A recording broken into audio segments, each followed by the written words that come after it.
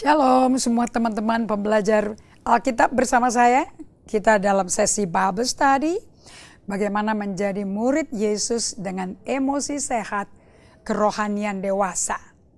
Dan semua Anda telah memiliki resources, buku-buku yang dipakai untuk menolong Anda sesuai panduan harian. Dan semua buku yang saya perkenalkan kepada Anda is all prayer book. Buku doa ya. Jadi bukan buku informasi teori. It's a prayer book. Nanti Roh Kudus yang nuntun Anda. Sehingga Anda bisa mengalami transformasi. So, kita akan kembali melanjutkan pelajaran yang kami bagikan dari Bali kemarin hari Sabtu. 7 tanda-tanda dari pemuritan yang Alkitabiah yang sehat. So, sebetulnya buku kita isinya Alkitab itu 66 buku.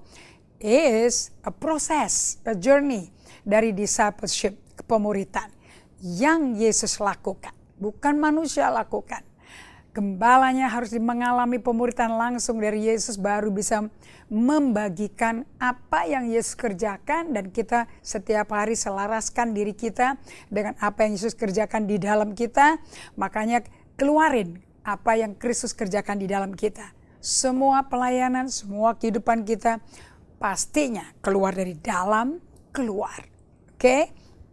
So, saya hari ini akan menyapa teman-teman yang sudah hadir di dalam Bible Study. Dan saya mau ucapkan terima kasih untuk semua Anda yang ada di Tangerang, di Serpong, maupun di Alam Sutra. Thank you so much yang di Tangerang Selatan yang sudah setia ikut pelajaran ini.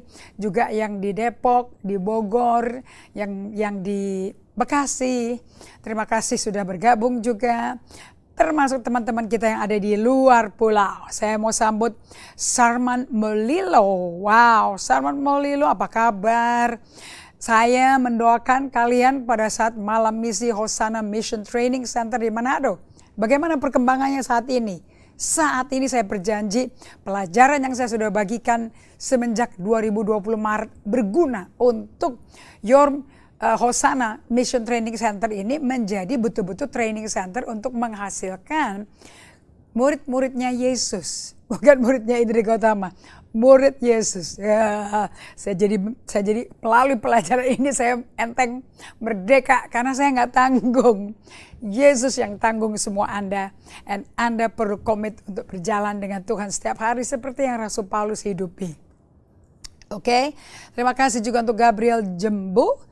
Terima kasih sudah bergabung juga. Shirley Futa, apa kabar? Pak Erikson Tugatoro, thank you so much. Dari Tanjung Balai Asahan. Wow. Bapak tinggal di situ ya sekarang ya, kerja di situ. Terima kasih sekali untuk kesetiaannya. Ibu Ratna Yuliawati, thank you so much. Pak Martin Pinatik, apa kabar? Kalimantan Tengah.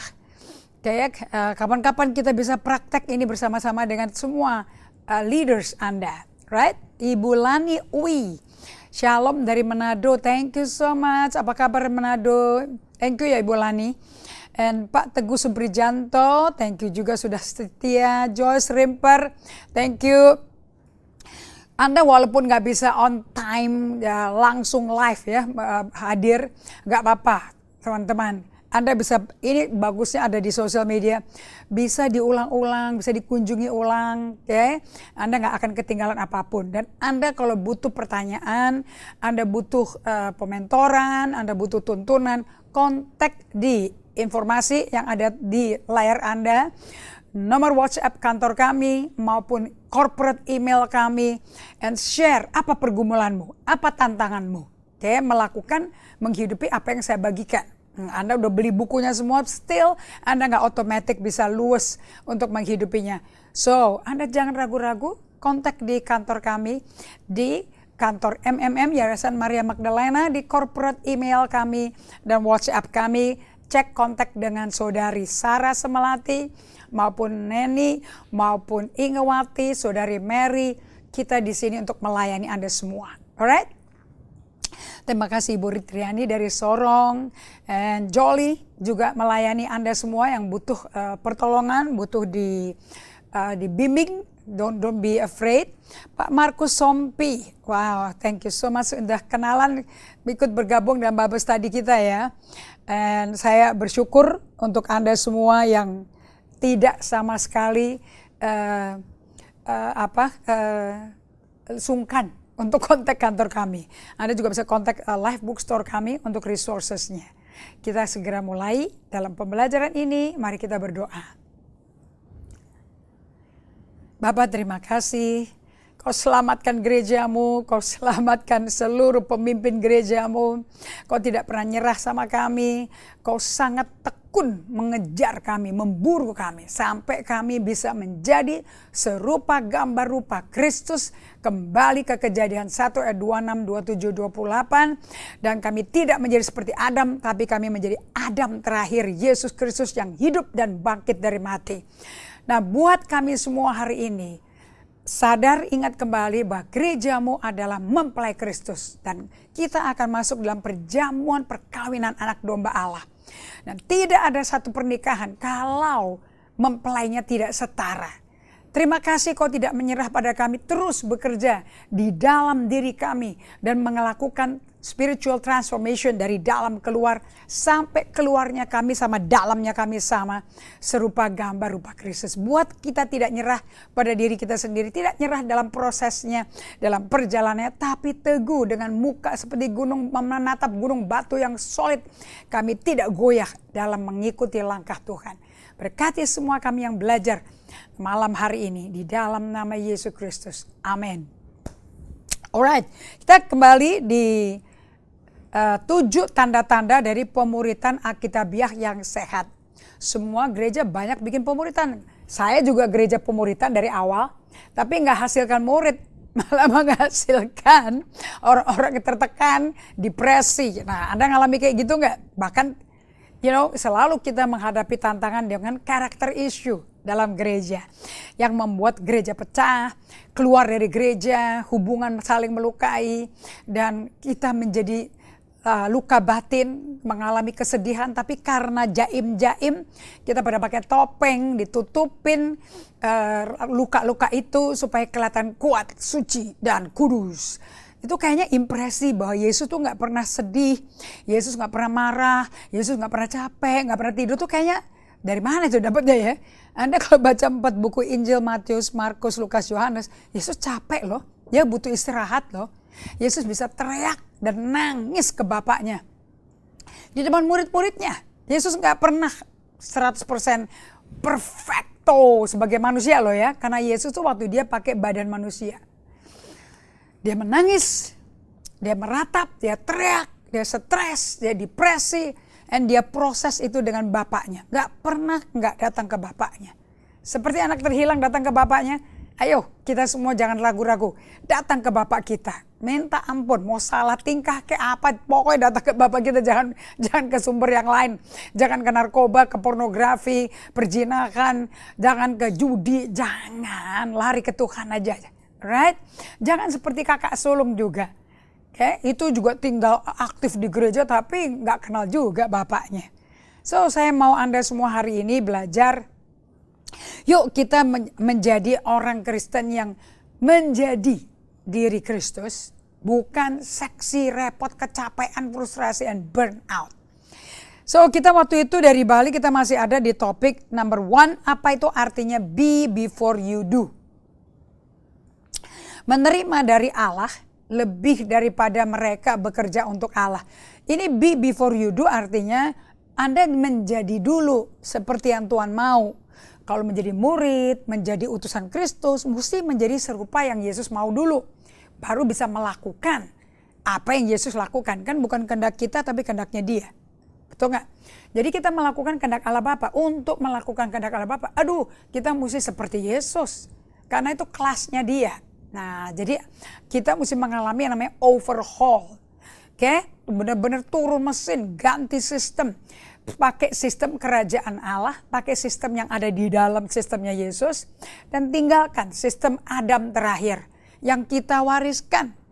Kita semua ini lahir di bumi, nggak bisa ada pilihan loh. Lahir di bumi dengan segala dosa, kutuk, penyakit yang kita wariskan dari Adam pertama yang tidak mau terima dengan rendah hati, rekonsiliasi, undangan berdamai dengan Allah Bapa, malah nantang. Aduh, dan kita punya sifat itu ada semua di kita. Itu namanya manusia lama.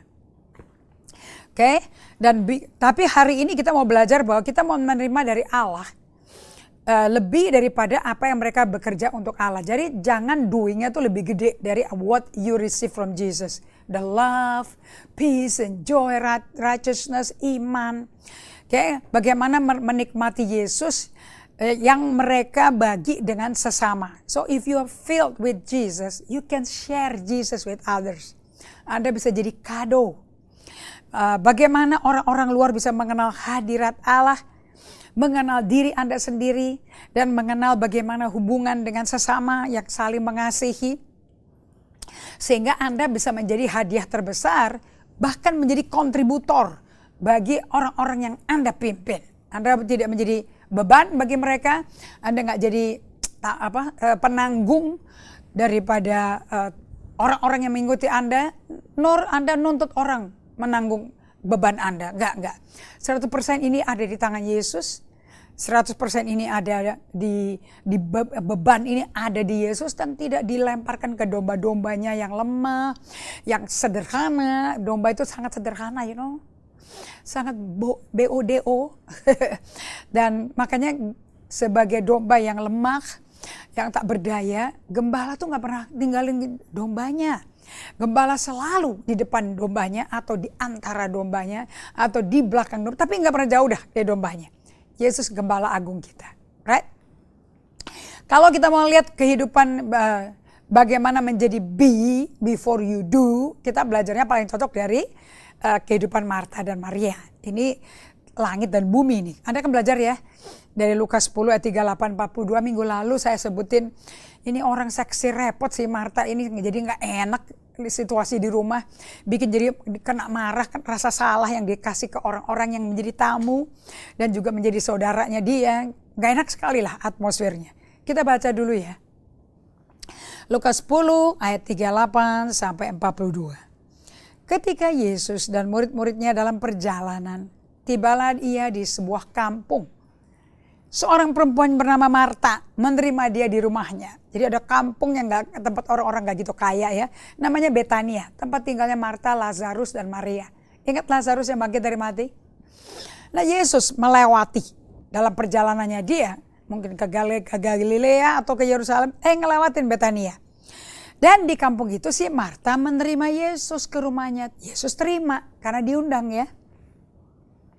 Perempuan itu mempunyai seorang saudara bernama Maria.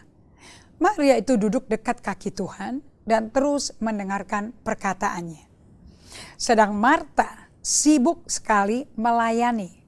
Ia mendekati Yesus dan berkata, "Oh Tuhan, tidakkah engkau peduli bahwa saudaraku ini membiarkan aku melayani seorang diri? Suruh dia membantu aku." Anda rasanya gimana ya kalau jadi tamu? Terus kalau ada tuan rumahnya marahin Anda. Itu orang yang kamu kenal di keluarga ini, suruh dia kerja. Anda bisa bingung, salah tingkah, right? Emangnya aku siapa? Nyuruh-nyuruh. Nah, sedang Marta sibuk sekali melayani, ia mendekati Yesus dan berkata, "Tuhan, tidakkah engkau peduli?" Bahkan Tuhannya dibilang gak pedulian. Ini tamu gak tahu diri. Oh my God. Oke, saudaranya gak tahu diri, tamu juga gak tahu diri. Makanya suruh tuh dia kerja. Tapi Tuhan menjawabnya dengan tenang, kalem. Ini loh transformational journey dengan Tuhan. Anda akan dibuat seperti Yesus. Waktu di bumi, your true self itu serupa Kristus. Itu akan manifest. Marta, engkau khawatir dan menyusahkan diri dengan banyak perkara. Kalem jawabannya. Karena nggak ada tanda seru kan? Marta, engkau khawatir dan menyusahkan diri, ada lingkar itu, nyusahin diri dengan banyak perkara. Tetapi hanya satu saja, ngeper ya. Yesusnya yang ngomong loh, hanya satu saja. Yang perlu, bukan yang mutlak loh, yang perlu. Alias apa yang perlu ini nggak bisa dipatok dan difinalkan, diveto oleh Allah, nggak bisa. Perlu artinya kesadaran Anda dibutuhkan di waktu yang fleksibel. Kalau mutlak harus itu timingnya diatur, nggak boleh miss. Yang kayak orang Israel, orang Yahudi, Farisi lakukan itu. Tetapi kamu Marta hanya satu saja yang perlu. Maria telah memilih bagian yang terbaik yang tidak akan diambil darinya. So Anda lihat di sini ada diagram timbangan kehidupan si Maria dan Marta. Okay? Anda melihat bahwa si Marta itu berat sebelah. Apanya keberatan itu, beban berat itu kayak begitu, timbangannya jomplang, right? Terus dirinya Marta itu kosong kelompong sampai mental karena entengnya, alias nggak ada, tidak dipenuhi Roh Kudus, nggak dipenuhi hadirat Allah. Tapi kerjaan banting tulangnya, wah gila-gilaan itu. Berapa strip itu bebannya. Tapi kalau Anda lihat modelnya Maria, berada bersama Yesusnya itu equal dengan apa aja yang dia kerjakan bersama Yesus. Kalau Anda ikut cook enaknya Yesus, cook itu selalu 2 sapi, nggak mungkin 1. Nah, yang senior memimpin yang junior, nanti yang junior menjadi senior, memimpin junior lagi. Nah, kalau Anda melihat semua bahwa timbangannya si Maria itu bagus sekali. Tidak ada satu kehendak Allah yang dia lakukan terlepas dari berada bersama Tuhan.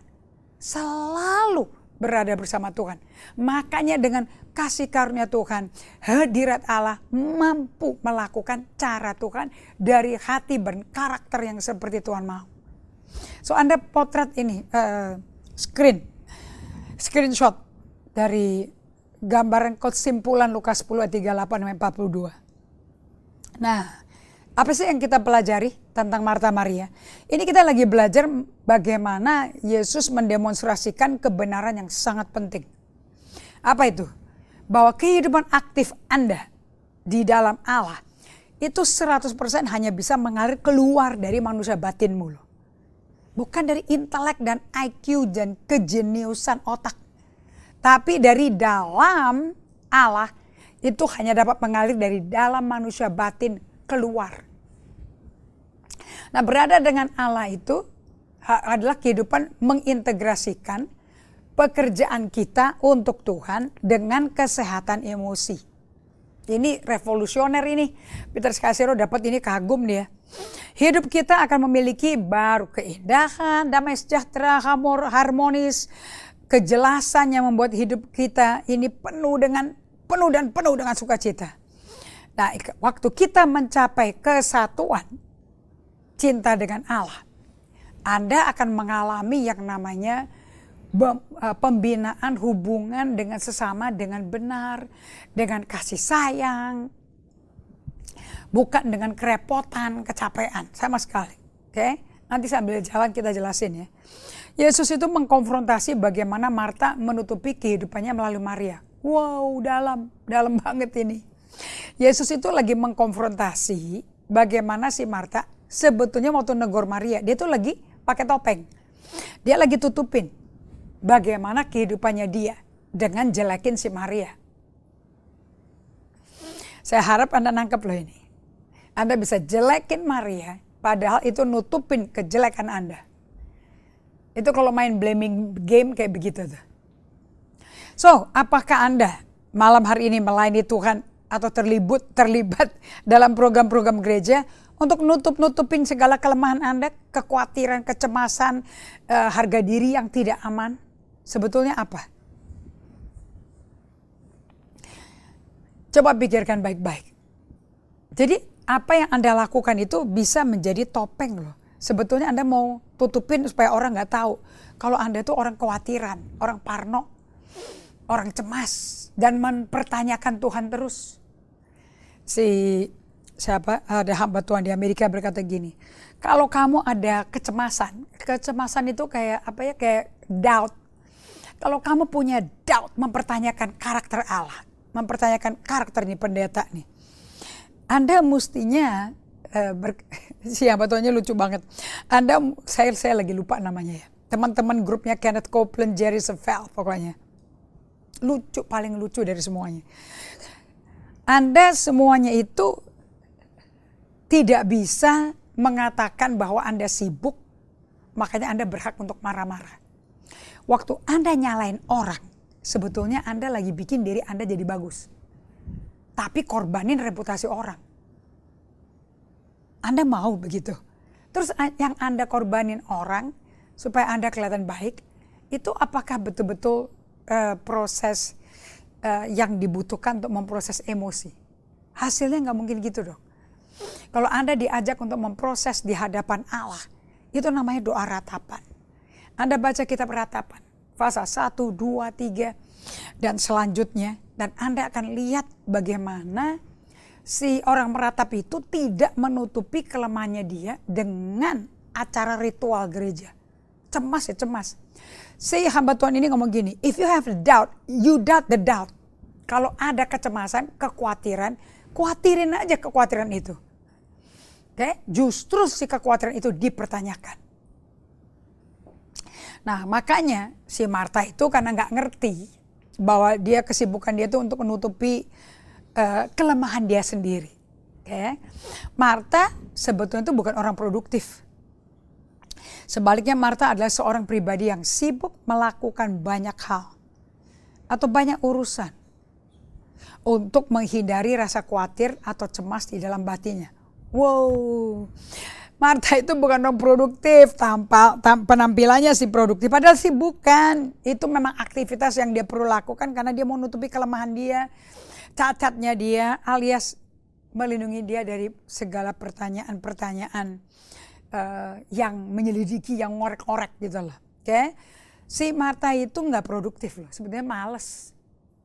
Oke, karena dia melakukan, kalau nggak males ngapain marah-marah ya kalau itu passionnya dia.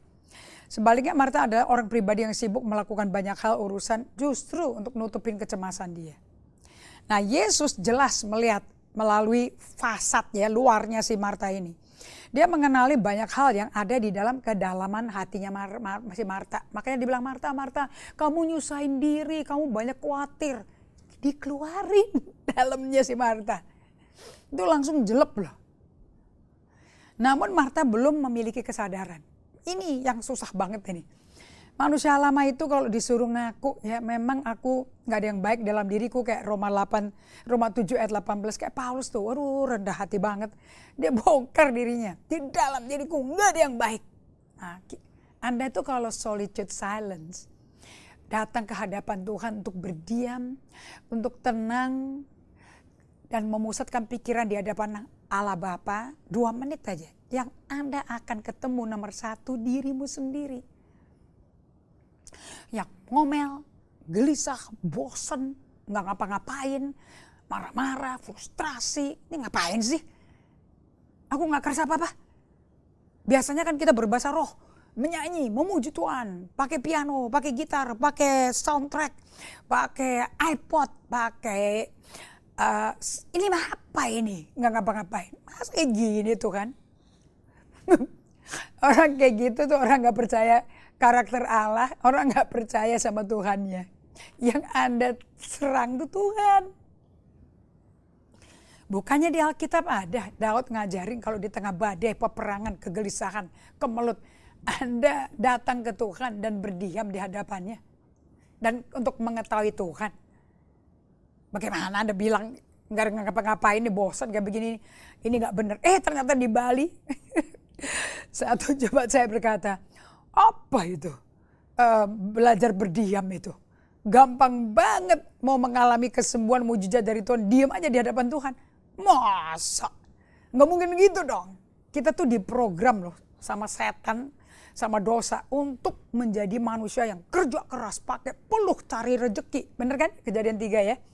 Si Adam tidak mau berdamai sama Allah, padahal Allah udah turun ke bumi loh, datang ke Taman Eden nyari dia. Kamu di mana anakku? Yang bikin kamu jadi anakku kok hilang? Mana ini?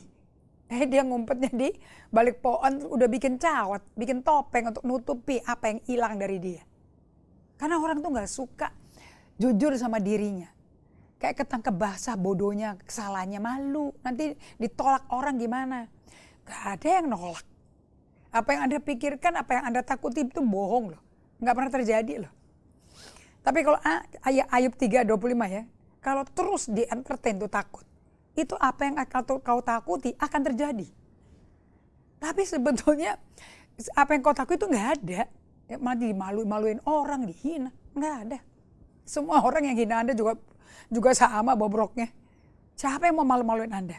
Justru kalau Anda sadar diri, Anda tuh memiliki. Anda orang berdosa, Anda orang cacat. Itu kalau sampai iya nggak ada yang baik dalam diriku. Anda miliki kondisi itu. Jangan lempar ke orang lain. Jangan lempar ke Tuhan. Baru Anda bertanggung jawab. Baru bertanggung jawab memiliki, datanglah ke Tuhan. Lepasin ke Tuhan. Nah kalau si Yesus, dia bongkar langsung loh ke hatinya dia. Kamu tuh sibuk nyusahin diri kamu. Dan nyalain adikmu. Tapi si Marta memang gak sadar. Dan ternyata Blaise Pascal dan beberapa hamba Tuhan kuno zaman dulu yang berhasil hidupnya ya. Dan dengan hidup dengan tanda-tanda orang percaya. Mereka tumpang tangannya sakit akan sembuh. Hidup dengan kuasa Roh Kudus, hikmat Allah luar biasa. Orang buta melihat, tapi disiksa hidupnya karena iman. Tuh iman dalam Kristus. Oh, mereka hidup itu aniayanya gila-gilaan. Dan mereka menulis, orang itu sangat sulit untuk menerima kondisi dirinya itu kayak apa. Banyak dari kita mayoritas tidak pernah pakai identitas aslinya kita. Kita pakai identitas bikinan. Yang bikin siapa? Kita. Nanti udah kalau dibikin terus capek, frustrasi. Makanya banyak yang perlu liburan. Tapi pada libur juga gak bisa tenang. Kayak pulang dari liburan tetap capek.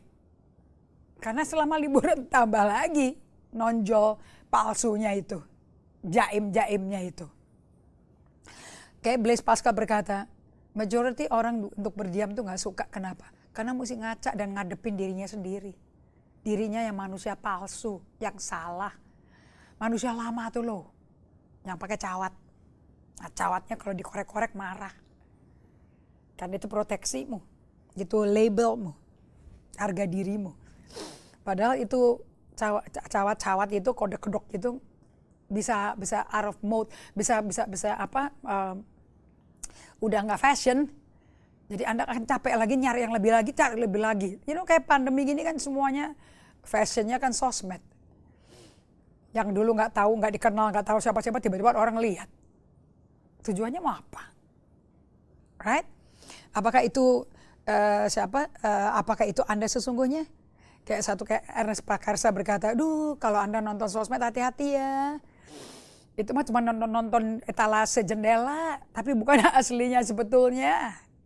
Aslinya sebetulnya ya Anda tinggal sama orang itu baru Anda tahu.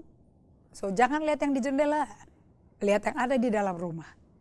Sama kayak Yesus ngomong ke Marta, kamu ini gak sadar ya, kamu ini benar-benar gak punya kesadaran diri bahwa motivasi kamu tuh nerima aku ke rumahmu, itu kamu ada motivasi apa ya? Kau sembunyikan apa sih dalam dirimu? Kau gak ada self-awareness dari broken motifnya dia. Marta covers the anxiety-nya. Dia punya anxiety itu by doing all the right thing. Dia melakukan semua yang benar-benar. Tapi lalu dia ngomel. Dan waktu orang tidak melakukan apa yang Marta pikir perlu dilakukan, marah-marah dia. Jadi si Yesus benar-benar nail it, kepada ke dalam hatinya. Oke, udah gitu dia nggak sadar, marah, makanya marah. Padahal kan motifnya nggak benar. Oke, coba dengar perkataan ini ya. Ada orang ngomong kayak gini, aku suruh berdiam diri, datang ke Tuhan. Saya nggak punya waktu pribadi untuk bersama Allah. WPDA, buang-buang waktu. Aduh, aku banyak sekali kerjaanku yang harus diselesaikan. Apakah Anda merasa bahwa hidup Anda itu akan ambruk jika Anda berhenti untuk waktu pribadi dengan Allah? Kantor tutup, toko hancur, restoran rugi. Apa begitu kalau Anda ambil waktu untuk berada bersama Allah? Really? You mean God is not in control? Allah nggak pegang kendali. You have to, Anda mesti pegang kontrol. Jadi orang pemarah, parno itu orang yang gila kontrol. Begitu dia nggak bisa kontrol, stres, knock out, shock, bingung, depresi. Sampai mesti minum antidepresan terus. So banyak orang Kristen merasa nggak tenang atau nggak aman jika harus tidak ngapa-ngapain. Banyak orang Kristen yang nggak percaya bahwa memberikan waktu pribadi dengan Allah 2 menit di awal, 2 menit di akhir. Aduh, membuat kerjaan mereka jadi berantakan, gak produktif nantinya. Nanti apa kata orang? Di dunia ini kata-kata tagline-nya itu mau populer. Oh, Anda mesti busy. Bukan bisnis, busy. Bisnisnya dengan busyness.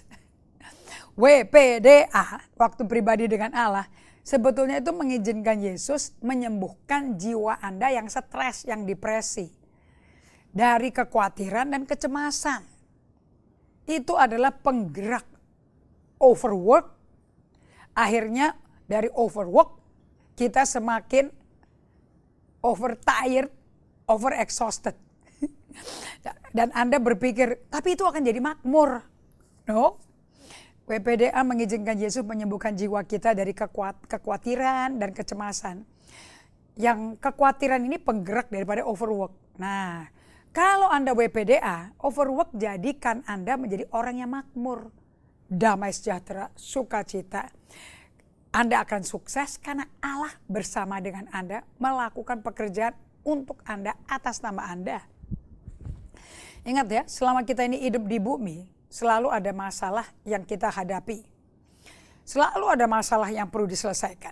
Selalu ada cara menutupi dengan segala macam kecemasan dan kekhawatiran.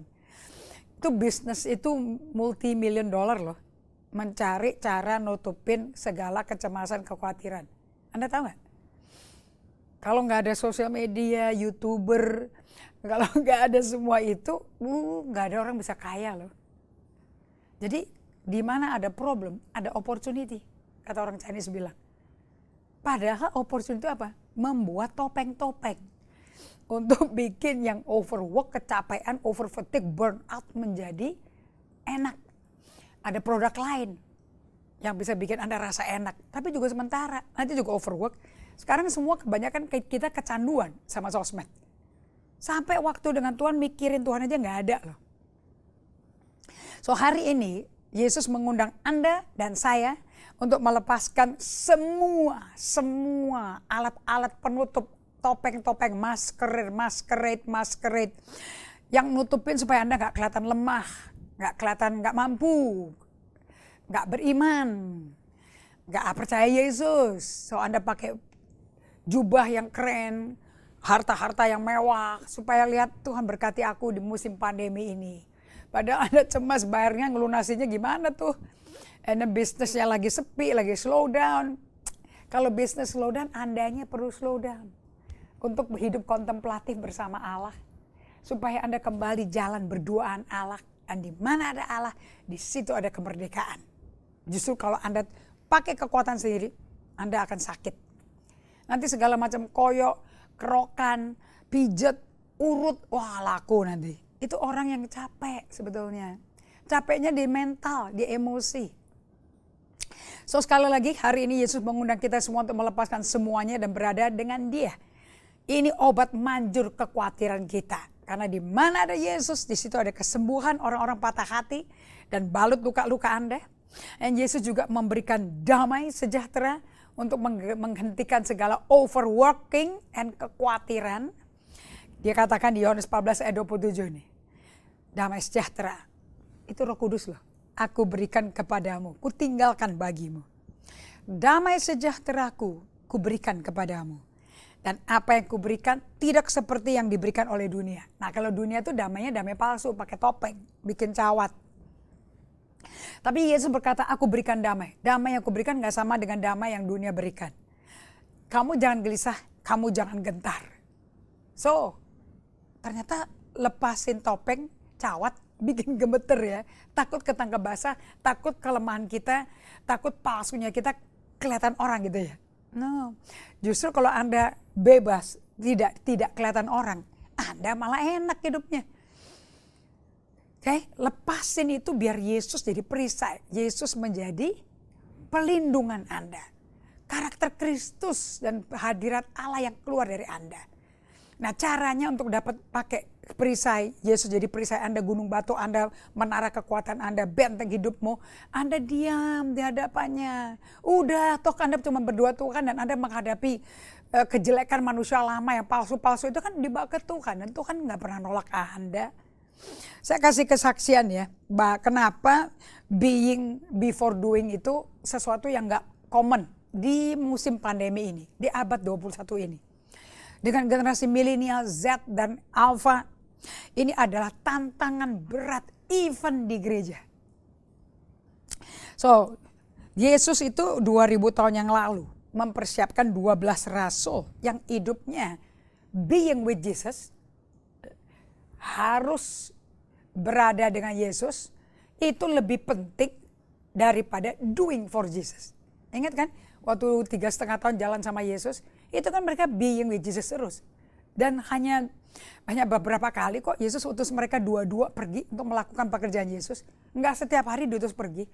Karena nggak bisa diutus pergi melakukan yang Yesus lakukan kalau mereka nggak diubah serupa Yesus dulu. Makanya beingnya itu jauh lebih penting. Itulah masa persembunyiannya Tuhan Yesus sebagai manusia. 30 tahun nggak keluar, men. Nggak pernah nyembel, nggak pernah bikin khotbah, nggak pernah melakukan mujizat.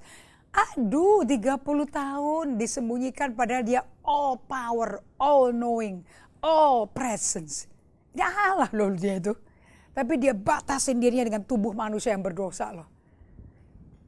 Dan untuk Anda yang mau belajar bahwa mengerti dan peluk ya, bahwa berada dengan Tuhan menjadi kayak apa akhirnya dari diri kita dengan bersama Yesus, itu jauh lebih penting daripada fokus ke sibuk.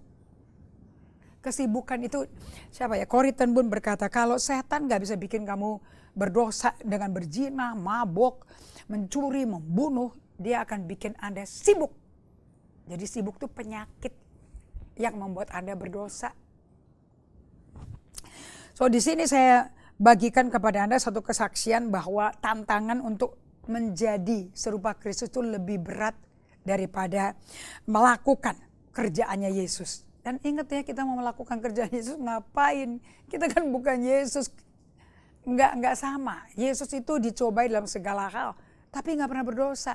Kita dicobai kecil aja, belum dipukulin, belum dianiaya, belum dimasukin penjara. Itu aja udah jempalitan, udah kayaknya menderita banget gitu loh. Padahal baru di orang salah ngomong, atau orang gosip, waduh maunya luar biasa. Tapi Yesus memang benci gosip. Karena itu membuat hubungan persaudaraan itu pecah, putus. Nah, kenapa kok menjadi itu lebih sulit daripada melakukan pekerjaan Tuhan? Karena pada waktu Anda mau tahu Anda menjadi serupa Kristus apa enggak, Anda mesti menghadapi dirimu sendiri. Face to face, Anda mesti menghadapi diri sendiri. Itu yang Paulus bilang, gak ada yang baik dalam diriku. Mesti dihadapkan. Oke, supaya Anda kenal manusia palsu Anda itu kayak apa. Kalau Anda nggak tahu manusia palsumu kayak apa, nanti Anda dikasih tahu orang lain Anda marah.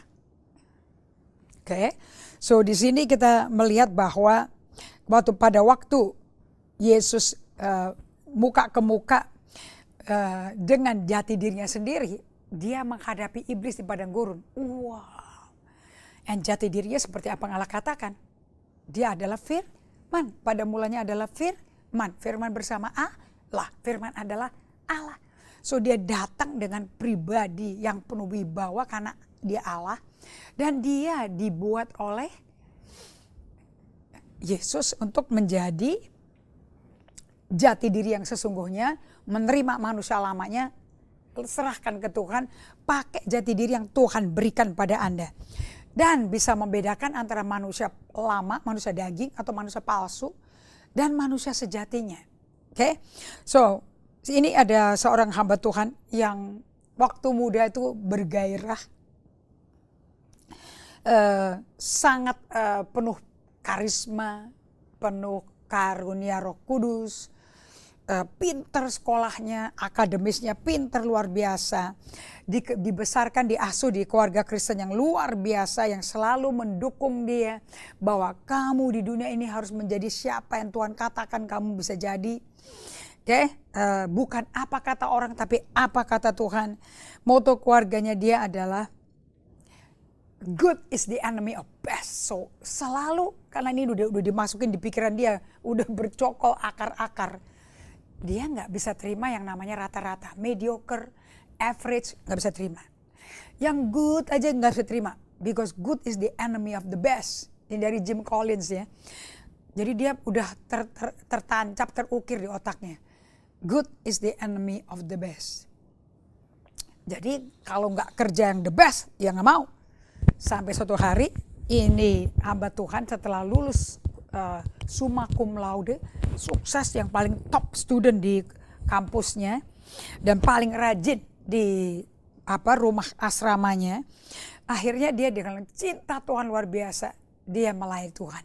Dia bangun gereja loh.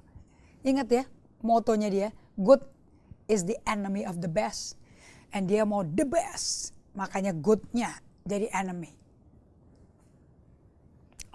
Nah, pada waktu hamba Tuhan muda ini sudah lulus sekolah Alkitab, lulus sekolah insinyur, semua yang terbaik, dia jalan dengan muka diangkat ke atas dan jamin sekali berkata, oh, aku ini orang yang dipilih Tuhan.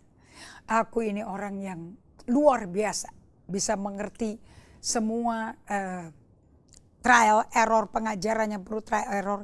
Tetapi saya bisa melakukan dengan excellent. Okay. Setiap kali ada ujian, selalu dia posisi leadership, selalu dia yang menang. Nah, gerejanya bertumbuh sampai berkembang, sangat terkenal, luar biasa. Tetapi suatu hari si gembala ini duduk dan menonton di YouTube pengajaran Peter Scazzero, Emotionally Healthy Discipleship. Jadilah pemimpin, di mana Anda adalah murid yang dimuridkan Kristus dengan benar. Jadi si hamba Tuhan ini, anak muda ini bikin gereja berkembang, berapa kebaktian, gelar insinyurnya berderet-beret dipapang semuanya, ditaruh di tembok, orang masuk kagum, impressive man. Oke, dan pada waktu dia menghadiri, duduk di depan pengajaran webinar Emotionally Healthy Spirituality, Tuhan ngomong ke hati dia. Saya bacain ya. Kesaksian dia, Tuhan ngomong sama dia. Pada waktu aku masuk ke ruangan itu, di mana trainingnya diberikan, secara tidak sadar diri, di bawah alam sadar, ada pertanyaan kayak gini. Apa sih yang dilakukan orang-orang ini? What do these people need me to be as we can relate together? Apa yang mesti aku lakukan supaya orang-orang atau orang-orang yang didik kita pimpin, pegawai atau jemaat gereja, mereka semua itu mau memiliki apa yang saya miliki. Alright? Now, what do these people need me to be so I can relate together? Saya mesti bikin apa ya supaya saya tuh bisa berhubungan baik sama jemaat saya. Ini gerejanya thriving loh, berkembang luar biasa. Tapi tidak ada hubungan sesama. Gak bisa mengekspresikan kasih Kristus ke sesama, ke murid. Karena semuanya pakai topeng dan dia gak mau kelemahannya kebongkar. So di sini, di dalam kesaksian ini, si gembala ini udah keren, udah berkembang gerejanya. Dia berkata, aku mesti jadi seperti apa ya Bapak? Supaya aku bisa menjadi pemimpin yang menyenangkan orang. Ini bunyinya kayaknya gak sayang diri ya. Dirinya udah dihempaskan. Bagaimana menjadi pengikut Kristus yang mestinya manusia, tapi manusiawinya, kemanusiaannya ditendang. So di sini dia bilang, sekalipun rasanya mulia, suci, tapi saya nggak yakin bahwa itu adalah apa yang dimaui oleh Tuhan. Selama ini adalah itu upaya apa yang mesti kau lakukan ya buat orang-orang ini supaya mereka hormati aku. Oke, walaupun itu bunyinya kayak rohani banget, tapi itu sama sekali 100% upaya untuk menjadi dan melakukan apa yang orang lain butuhkan. Coba Anda renungkan ini ya. Dan pendetanya berkata seperti ini. Waktu pertanyaan itu datang padaku, aku ini takut banget loh. I'm terrified kalau sampai saya menjadi diri saya sendiri. itu nggak mungkin cukup mengimpress orang-orang yang ada di depan saya. Maksudnya yang dilayani. Oke. So, saya takut penolakan. Jadi dia jadi gembala tuh datangnya mikirnya kayak begini.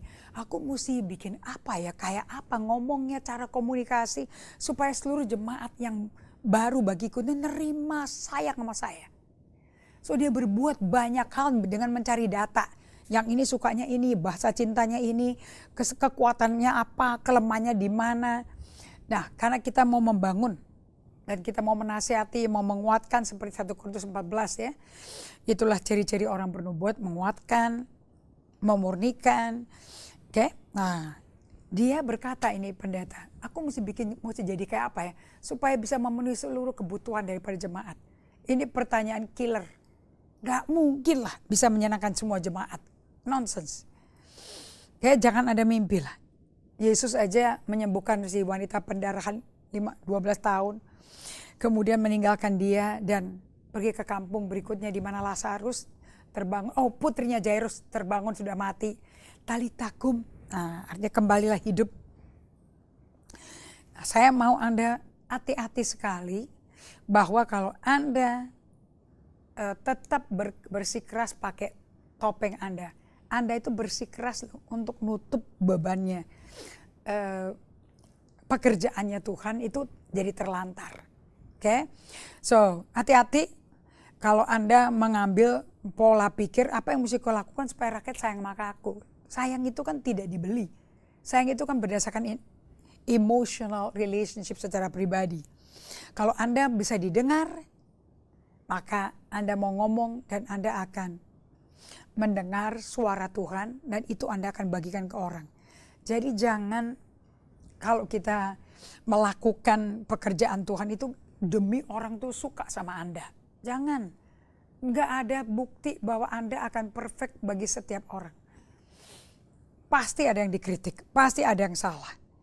Oke, so daripada mengentertain rasa ketakutan kayak Gary Scacero, Peter Scacero itu waktu meninggalkan gereja untuk sabat, waduh dia panik sekali. Siapa yang akan megang gerejanya? Bagaimana nanti attendance-nya?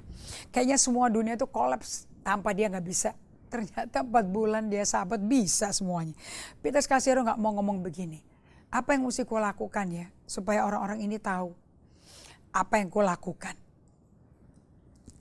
Saya memilih untuk tetap berkoneksi dengan dan menghadapi penolakan-penolakan. Jadi kalau kita sampai sakit tertolak, ya dihadapi. Keluarin itu rasa sakit dan berkata, ini loh Tuhan. Ini diriku. Dan aku gak kuat, tapi aku gak mau tutupin muka aku dengan yang lain. Dengan kesibukan pelayanan, kesibukan pekerjaan pastoral. Gak mau, saya sama sekali gak mau. Bahkan bisa trauma loh. Karena Anda mungkin gak siap mentalnya ditolak-tolak, dimaki-maki, lempar batu, disiram air, kita gak tahu ya. So, dengan kata lain, si hamba Tuhan yang benar-benar saya kenal ya, dan dia hidup ternyata dari sukses, dia dengerin pelajaran EHS, dia baru tahu bahwa selama ini dia hidup dengan rasa ketakutan. Tapi kerajinannya bikin orang gak lihat ada apa-apa sama dia. Nah, tapi kalau Anda bergaul sama Tuhan tiap hari, pasti Anda dikasih tahu. So di sini saya menunjukkan pada Anda bahwa kalau sampai Anda takut berkumpul sama orang di luar, itu biasanya ketakutannya karena Anda takut gagal. Anda nggak mau gagal, so Anda play it safe. Saya juga nggak memiliki bagaimana menjawab topeng-topeng yang kita pakai di depan orang. Daripada Anda bertanya, apa yang mesti ku lakukan supaya jemaatnya tuh bisa cocok sama aku, supaya aku nyenengin mereka. Itu jawabannya tuh, akan bikin Anda burn out loh. Tetapi kalau Anda bertanya seperti ini sebagai hamba Tuhan, Tuhan tuh maunya aku jadi gimana sih? Tuhan tuh maunya aku tuh secara realistik itu membawa dirinya sebagai pembawa damai itu gimana sih? Dan melayani orang dengan membawa damai. Who does God need me to be? So we can relate to God and man. where you are my son. Nah, jadi Anda jangan berpikir bahwa kalau Anda selalu nyenengin orang, maka pelayanannya sukses. Gak ada satu orang yang akan puas dengan Anda. Sebaik-baiknya Anda selalu akan ada yang kritik. Anda siap menerima kritik. Pemfitnahan. Penganiayaan. Nah, kalau udah ngalami kayak gitu, cocoknya Anda bertanya, what God does need me to do? Tuhan mau aku ngapain ya? Tuhan mau aku memberikan apa? Dan karena semua ini berhubungan dengan engkau. Jadi Allah berkata, hari ini kalau sampai kau pakai cawat, kamu tuh di mana sih? Bukankah kamu itu ada bersamaku? Kenapa kok jadi kayak orang asing ya? Pada waktu si gembala ini duduk di kelasnya EHS-nya Petrus Kasero, dia baru sadar bahwa dia tuh problem menerima tertolak dari keluarganya. Dia kemudian secara nggak sadar langsung menyesuaikan dirinya dia, perilakunya dia, pidatonya dia dengan cara yang terbaik untuk bisa mempersiapkan pelajaran besok dan apa yang dia mesti lakukan. Nah, saya nggak tahu bagaimana menjawabnya, tapi saya tahu bagaimana kita semua bisa menanggalkan manusia lama dan kenakan manusia baru. Oke, kalau Anda pakai kekuatan sini, Anda capek loh. So saya sudah mengambil banyak waktu selama ini pakai topeng-topeng di depan orang banyak. Tapi sampai saya tuh lupa, asliku kayak apa ya? Goalnya adalah asliku tuh seperti apa. Nah, kalau Anda bisa sampai ke titik seperti ini, Anda akan bisa masuk ke dalam transformasi menjadi jati diri yang asli. Kuncinya yang teman saya lakukan pada waktu dia mendengar pelajaran Petrus Kasero, dia melakukan self-confrontation. Seperti saya ngadepin self-confrontation. Waktu udah habis-habisan total untuk kemampuan untuk merubah, nggak ada. Tapi tekanan yang bikin saya harus berubah itu gede sekali. Nah di situ, di tengah tekanan itu, Anda mesti bisa self-confront. Konfrontasi dirimu. Kamu kayak apa sih? Kenapa kok kamu capek? Kenapa kok marah-marah, frustrasi? Ini ada apa sebetulnya? Itu Anda mesti mengalami yang namanya self-confrontation. Begitu kita self-confront, memang sakit, sedih, malu, cemar. Tetapi itu suatu perjalanan mulia yang Yesus sediakan. Kalau Anda mau pakai murid baru loh. Jadi Yesus mulai mengajar prosesnya dengan belajar memberikan perhatian kepada emosi-emosi. Nah, Amsal 4:23 itu penting loh. Untuk Anda mau jadi diri yang sesuai gambar rupa Allah, itu penting jaga hatimu. Karena hati kita itu kombinasi jiwa dan roh. Begitu kena firman, dia terpisah. Jadi Anda bisa tahu, ini pikiran Anda ngomong apa mengenai Tuhan. Kalau nggak sejalan dengan Tuhan, tidak menghormati pemimpinnya, tekan aja, tolak, dan bersatu dengan Tuhan, berjalan dengan Tuhan. Jangan mau Anda diseret sama teman-teman atau siapapun. Anda ambil waktu berdiam diri, slow down, kontemplatif, dan masuk dalam perjalanan kehidupan. Ini suatu proses yang berat, yang susah, karena Anda akan lihat amarah, kesedihan, takut. Anda akan lihat ngamuk-ngamuk, Anda akan lihat kotornya di dalam diri Anda. Nah, karena ini menjadi doa yang powerful sekali, dan dua arah. Jadi Allah mendatang mendekat, mendengar Anda, dia koreksi seperti Yakobus 2 ayat 2-4. Tapi setan meninggalkan si Hawa dan berjalan bersama Tuhan. Nah, kalau kita bisa ngadepin anger, sedih, takutnya kita bisa lepasin tuh manusia cawat-cawat itu. Dan kemudian menjadi sadar akan kecenderungan pura-pura mau jadi orang lain untuk nyenengin orang lain. Dan ini buahnya kalau Anda bisa sadar diri dan Anda lepaskan ini cawat-cawat akan sangat revolusioner. Perubahan pemerintahan, perubahan gaya hidup, perubahan citra diri, udah berubah semuanya deh. Anda akan mulai kenal dirimu. Anda mulai akan juga melihat bagaimana Anda memimpin hidup Anda sendiri. Kalau Anda menikah, dengan pernikahannya gimana, dengan kerjaan Anda, cara kerja dengan kolega gimana, kepemimpinanmu kayak apa. Itu baru terjadi kalau Anda self-confront. Begitu Anda hadapi, aduh kok saya banyak kesedihan, takut begini, sampai saya minder, sampai saya ketakutan, sampai saya berbuat begini, begitu supaya nggak kelihatan orang. Nah itu tuh yang namanya Anda mesti tutup itu diri Anda tuh yang Anda malu kelihatan orang, itu namanya false self. Manusia palsu Anda. Alias di perjanjian lama dan perjanjian baru manusia daging. Yang Paulus tulis manusia lama, manusia daging, itu dia tuh topeng yang perlu ditopengin. Dan gak ada yang bagus dalam diri dia. Makanya yang lama berlalu, yang baru datang. Oke, nah begitu pemimpin gereja ini udah sadar, dia gak mau pakai topeng lagi, dia capek. Dia mau menjadi seperti Tuhan mau, bukan nyenengin. Jemaatnya maunya dia jadi seperti apa supaya diterima mereka. Akar-akarnya ya kalau kita kayak begitu tuh aku takut ditolak. Makanya segala macam kita servis lah. Padahal kita lagi sakit hati, gondok luar biasa. Anda mestinya bawa ke Tuhan dan doa ratapan seperti Nabi Yeremia di kitab ratapan. Keluarin, lepasin, kasih ke Tuhan. Nanti Tuhan ambil dan Anda disembuhkan. Anda menjadi new self. False self-nya manusia lama itu yang udah ditelanjangin, dikonfront. Anda mulai pakai new self yang ciptaan baru dalam Kristus. Nah kalau Anda udah pakai begitu, Anda sudah menghidupi Efesus 2 ayat 22 sampai 24. Tanggalkan tuh manusia lama yang penuh dengan nafsu. Kenakan manusia baru yang sesuai kekudusan dan kebenaran Allah.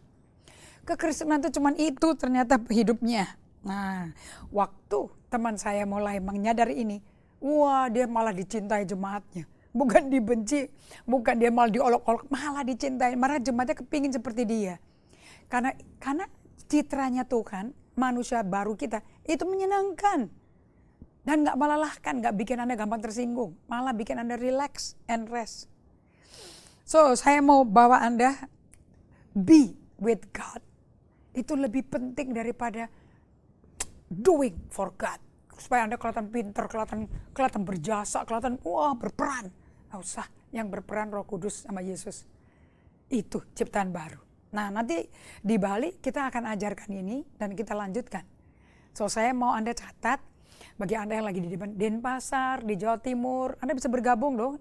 Dari Jember, Banyuwangi, Surabaya, please come on kita join yuk. Weekend di Bali. Dan sambil rileks belajar untuk kenalan sama diri palsumu dan lepasin itu naga-naganya itu dan kenakan manusia baru. Kita ketemu di Hotel Trans Resort Bali di Bali jam 1:30 sampai jam 4 sore. Sambil Anda bisa tanya jawab sama saya di Jalan Sunset Road, Seminyak, Kerobokan, Kelot, Kuta Utara. Di Boardroom 2 dan 3. Trans Resort Hotel di Bali. Oke, kita ketemu ya di sana. Dan kita tutup dalam doa. Terima kasih Bapak untuk pertemuan malam ini. Buat perjalanan transformasional dari manusia lama kenakan manusia baru. Ini menjadi perjalanan yang meredakan hati kita. Di mana kita akan self-confront palsunya kita yang berkedok. Dan menghadapi segala yang buruk yang ada di manusia lama cuman buruk. Dan terima keburukan itu ada di kita, milik kita. Dan bawa persembahkan ke Tuhan. Dengan semua tekanan emosional yang tertekan, yang sedih, bawa kesedihan semua itu. Dan minta sama Tuhan untuk ambil dan minta kita dipenuhi Roh Kudus. Sehingga kita mulai ciptaan barunya bertumbuh dan bermuncul. Sehingga kita bisa kenakan ciptaan baru itu yang menyenangkan semua orang. Paling penting menyenangkan Tuhan. Biar ini terjadi bagi setiap kami, itulah pemuritan. Tanggalkan manusia lama, kenakan manusia baru.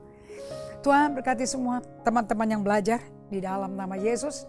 Jadikan kami menjadi manusia baru sebelum melakukan pekerjaan Tuhan. Dalam nama Yesus, Tuhan berkati semua.